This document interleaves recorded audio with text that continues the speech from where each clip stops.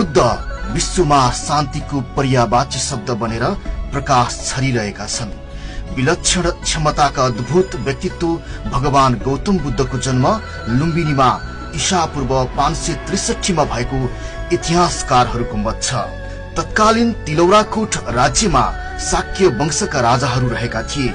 राजा शुद्धोधन र रानी मायादेवीको कोखबाट सिद्धार्थ गौतम बुद्धको जन्म भएको थियो।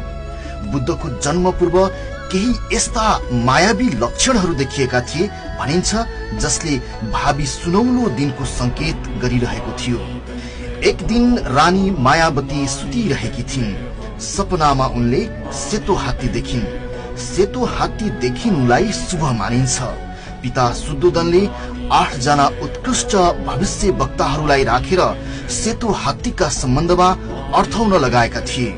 वक्ताहरूले भनेका थिए, पुत्र रत्न प्राप्त हुन्छ, घरमा बसे चक्रवर्ती सम्राट, गृह त्याग गरे सन्यासी बनेर विश्वलाई ज्ञानले आलोकित गर्नेछ भन्ने बाणी पस्किए।